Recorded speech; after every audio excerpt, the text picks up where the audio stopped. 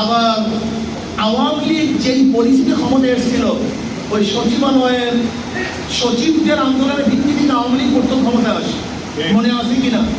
ঠিক ৯৬-তে। আজকেও সেই নকশা এবং নমুনা আওয়ামী লীগ শুরু করেছে, সচিবালয়ের মধ্যে বিশৃঙ্খলা সৃষ্টি করার চক্রান্ত করতেছে। আমি অবশ্যই সচিবালয়ের লোকদেরকে বলবো ৯৬ আর ২০২৫ কিন্তু এক নয়। ২০২৫ ৯৬ সাল নয়। আমাদের দেশের মানুষের অর্থ আপনাদের পেটের মধ্যে, আপনাদের রক্তের মধ্যে, এই খাওয়ানোর পয়সা, আমাদের ভ্যাট, আমাদের ট্যাক্স, আমাদের টাকা দিয়ে আপনারা চলেন, গাড়িতে চলেন, বাড়িতে চলেন, বাড়িতে থাকেন, আপনাদের ছেলে সন্তানদের বিদেশ পড়াশোনা করেন, আরাম আয়েসে থাকেন। মনে হয় যেন এক গোটা ওই মাথায় ছাড়লে পায়ে নেমে যাবে, এরকম স্বাস্থ্য করেছেন এই পাবলিকের টাকা দিয়ে। কৃষি, কামার, মজদুর, শ্রমিক, তাঁতি, জেলে, এর অর্থ দিয়ে আপনাদের পেট চলে। যদি এই জনগণের সাথে গাদ্দারি করেন, জনগণের সাথে বেইমানি করেন, যদি ষড়যন্ত্রে লিপ্ত হন, দিল্লির কথার কথা বলেন, দিল্লির ডিসক্রিপশন অনুযায়ী আন্দোলন করেন, তাহলে বাংলাদেশের প্রত্যেক নাগরিক ঐক্যবদ্ধ হয়ে এমন শাসন করবে, এমন শিক্ষা দিবে যে শিক্ষা দুনিয়ার কেউ দেখে নাই।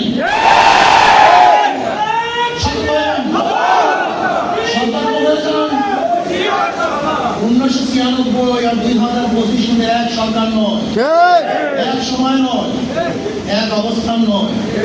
বাংলাদেশের জনগণ সচেতন হয়েছে, তারা নিজেদের পরিচয় লাভ করতে চায়, তারা দিল্লির গোলামি করতে চায় না, দিল্লির তাবেদারি করতে চায় না, দিল্লির চোখে চোখ রেখে কথা বলতে চায়, দিল্লির হাতে হাত রেখে কথা বলতে চায়, দিল্লির উপরে আঙ্গুল উঁচিয়ে কথা বলতে চায়।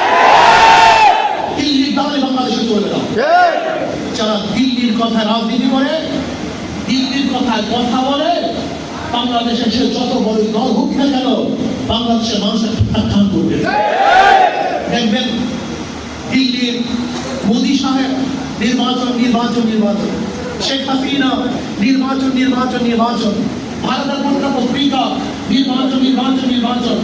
আমাদের দেশেরও কিছু লোক যারা ভারতের দালালি করে, ভারতকে কন্ট্রোল করে, ভারতের সাথে হাত মিলিয়ে ক্ষমতায় যাওয়ার চক্রান্ত করতেছে, তারা বলেছে নির্বাচন। আমরা যারা নির্বাচন, এই সংস্কারের আগে নির্বাচন হয়, যে সংস্কারের আগে নির্বাচন হয়, তারা চাঁদাবাজরা আবার ক্ষমতায় যাবে, হুজুর আবার ক্ষমতায় যাবে, আমরা চাঁদাবাজ দিতে চাই না, দুর্নীতিবাজ দিতে চাই না, আমরা খুনি অসভ্য দিতে চাই না। দেশপ্রেমিক তারা দেশের জনগণের কল্যাণে কাজ করবে, এই দেশকে সংরক্ষণ করবে, আমাদের মাথা উঁচু করে দাঁড়াবার সুযোগ করে দেবে, এরকম ব্যক্তিদেরকে ক্ষমতা নিতে চাই। সেই গোষ্ঠী হল ইসলামী শক্তি।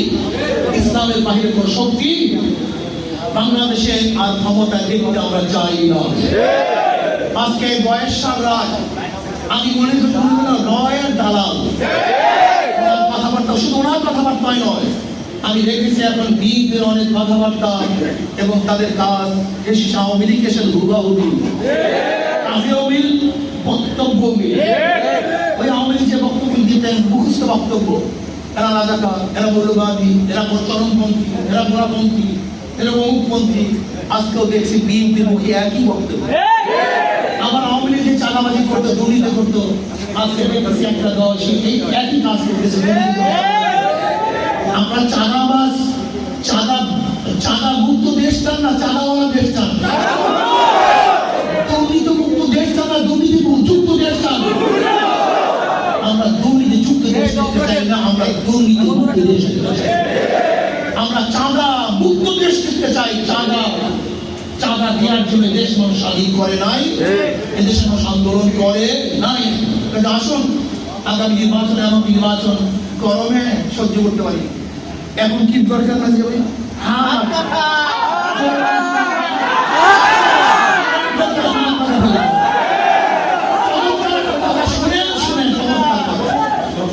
কত বড় ধোঁকাবাজ।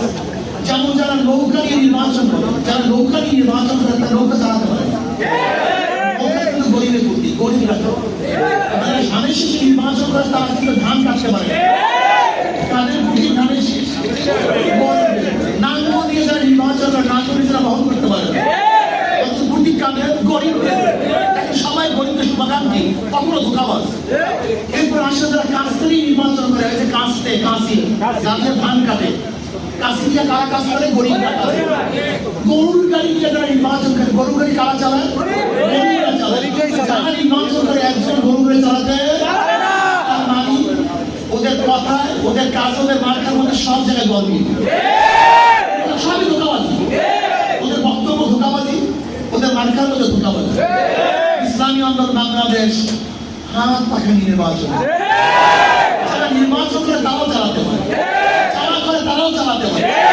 কেউ কার মার্কা বুকি নিয়ে ঘুমায় না নাঙ্গলকেও বুকি নিয়ে ঘুমায় না নৌকা নিয়ে ঘুমায় না কেউ নাঙ্গল ধানের শীষ নৌকা নিয়ে ঘুমায় না হাত পা কেমন এক ফুটি ঘুমের সময় বুকের উপরে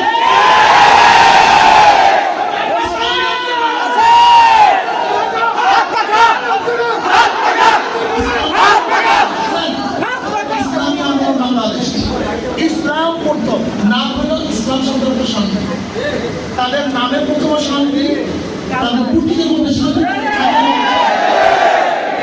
বিশ্বাস ইসলামী আন্দোলন বাংলাদেশ ক্ষমতায় যায় বাংলাদেশের প্রত্যেক মানুষের অধিকার বাস্তবায়ন সে পুরুষ হোক মহিলা ঋষি কিশোর মজদুর তাঁতি ছেলে দেখো শিক্ষিত অনশিক্ষিত যত প্রকার যত শ্রেণী যত অবশ্যই মানুষ বাংলাদেশে বসবাস করে যত ধর্মের মানুষ বাংলাদেশে বসবাস করে প্রত্যেকটা মানুষ শান্তি পাবে মুক্তি পাবে ইনশাআল্লাহ আশা করি এই ইসলামী একমাত্র শান্তি এবং মুক্তি গ্রহণ করতে পারে অন্য কোনো আদর্শ মুক্তি এবং শান্তি গ্রহণ করতে পারে না আসুন আমরা সমৃদ্ধভাবে সর্বোচ্চ ত্যাগ করি ইসলামকে ক্ষমতায় রাখার চেষ্টা করি আল্লাহ আমাদের মধ্যে সবাই কবুল করে রাখেন